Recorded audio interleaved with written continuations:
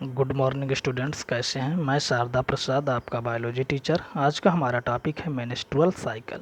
इससे पिछली वीडियो में हमने oogenesis के विषय में पढ़ा था। तो चलिए आज का टॉपिक शुरू करते हैं। जनन काल के प्रारंभ के साथ ऋतुस्राव शुरू होता है तथा जनन काल के समाप्त होने के साथ यह भी रुक जाता है। स्त्रियों में जो जनन काल होता है वो लगभग 12 से 13 वर्ष की उम्र से शुरू होकर के 45 से 50 वर्ष के बीच होता है। ठीक, जनन काल में प्रति माह अंडाशय से एक अंडे का अंडोत्सर्ग होता है।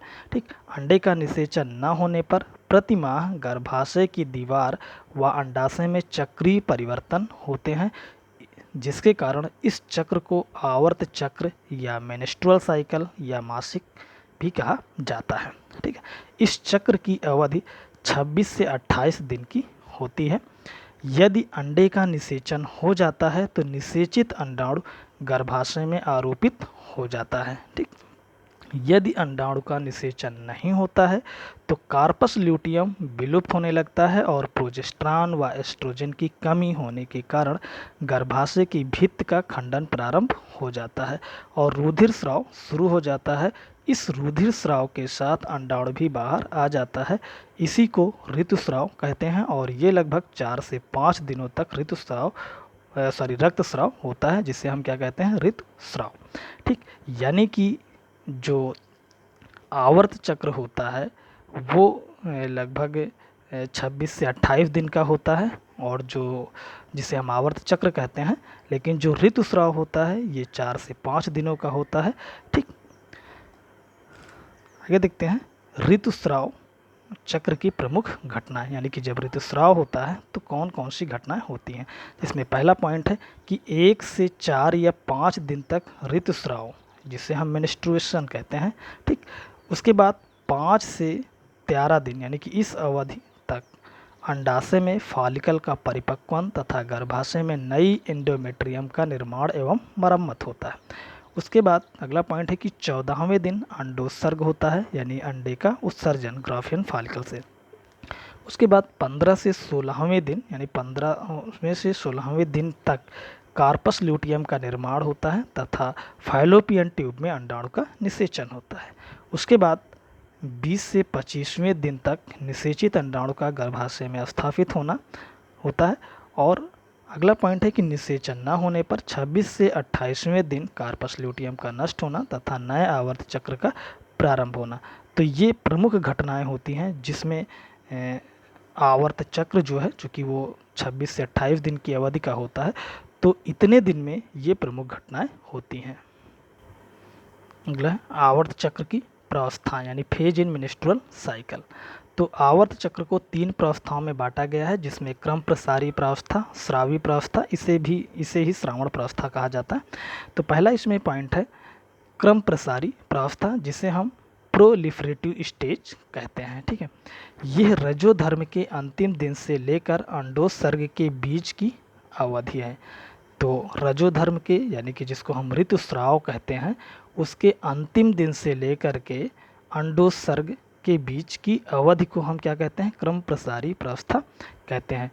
इसे अंडोत्सर्ग पूर्व या फॉलिकुलर प्रावस्था भी कहा जाता है। इस प्रावस्था में निम्न प्रवर्तन होते हैं, तो देखते हैं। जिसमें पहला है कि पहला पॉइंट क्या है कि अंडाशय में ग्राफियन फॉलिकल की वृद्धि एवं परिपक्वन होता है। दूसरा है प्रचुर उद्भवन द्वारा गर्भाशय की क्षतिग्रस्त दीवार, जिसे इंडोमेट्रियम कहते हैं, एवं ब्लड वेसल्स जो होती हैं उनका पुनः निर्माण होता है। इसीलिए इसे क्रम प्रसारी प्रावस्था कहते हैं। यानी कि चूँकि ये बार बार हर मंथ के बाद क्या होता है कि जैसे ऋतुस्राव जो होता है वो कंप्लीट हो जाता है, तो जो गर्भाशय की दीवार होती है इंडोमेट्रियम, गर्भाशय में मैंने बताया था 3 स्तर होते हैं, जिसमें अंदर की तरफ जो लेयर होती है उसको इंडोमेट्रियम कहते हैं, मध्य में जो होता है उसको मायोमेट्रियम कहा जाता है। ठीक, तो जो इंडोमेट्रियम होता है वो ऋतुस्राव के बाद पुनः उसका निर्माण शुरू हो जाता है, तो इसीलिए इसको हम क्रम प्रसारी प्रावस्था कहते हैं। अगला कि इंडोमेट्रियम एवं गर्भाशय ग्रंथियों की वृद्धि होती है। अगला कि ग्राफियन फॉलिकल का परिपक्व होता है। ठीक, उसके बाद 14वें दिन ग्राफियन फॉलिकल के फटने से अंडाणु देह गुहा में मुक्त हो जाता है। इसे अंडोत्सर्ग कहते हैं। ठीक, फॉलिकल का परिपक्वन एवं अंडोत्सर्ग जो है वो LH यानी ल्यूटिनाइजिंग हार्मोन, जो कि गोनेडोट्रोपिन हार्मोन है, के नियंत्रण में होता है। अगला पॉइंट है स्रावी या पश्च अंडोत्सर्ग या पूर्व आवर्त प्रावस्था। ठीक, जिसे हम सिक्रेटरी फेज भी कहते हैं। यह अंडोत्सर्ग तथा रजोधर्म शुरू होने के बीच की प्रावस्था है। ठीक, तो अंडोत्सर्ग के बाद और रजोधर्म शुरू होने के पहले की जो प्रावस्था है उसको हम स्रावी या पश्च अंडोत्सर्ग या पूर्व आवर्त प्रावस्था कहते हैं। अंडोत्सर्ग के बाद कार्पस ल्यूटियम बनती है जो प्रोजेस्टेरॉन का स्राव करती है। LH इसकी मात्रा को नियंत्रित करता है, यानी कि जो प्रोजेस्टेरॉन कार्पस ल्यूटियम के द्वारा सिक्रीट होगा इसको नियंत्रित करने का काम कौन करता है? Luteinizing hormone. ठीक, यदि जो अंडाणु होता है उसका निषेचन नहीं होता है तो कार्पस ल्यूटियम विघटित हो जाता है, हो करके कार्पस एल्बिकेंस बनाता है और यह प्रोजेस्टेरॉन की मात्रा को कम करता है। क्योंकि जो प्रोजेस्टेरॉन होगा वो कार्पस ल्यूटियम की जो सेल्स होंगी, चूँकि ये ग्रंथ की भांति काम करता है तो ये सिक्रीट करेगा। यदि कार्पस ल्यूटियम नष्ट हो जाएगा तो प्रोजेस्टेरॉन की जो मात्रा होती है वो कम हो जाती है।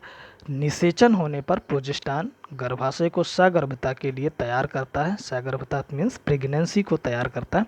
इस प्रावस्था को ल्यूटियल प्रावस्था भी कहा जाता है। ठीक, ल्यूटियल प्रावस्था इसको इसलिए कहा जाता है क्योंकि इस प्रावस्था में जो होता है वो अगर हम बात करें तो कार्पस ल्यूटियम का निर्माण होता है, इसीलिए इसको ल्यूटियल प्रावस्था कहते हैं। ठीक है, इस प्रावस्था को स्रावी प्रावस्था भी कहा जाता है क्योंकि इस प्रावस्था में जो गर्भाशय की दीवार होती है वो पोषक द्रव का स्राव करती है। ठीक, तो ये प्रावस्था जो है वो लगभग 14 दिन से यानी 14वें दिन से लेकर 28वें दिन के बीच की अवस्था होती है।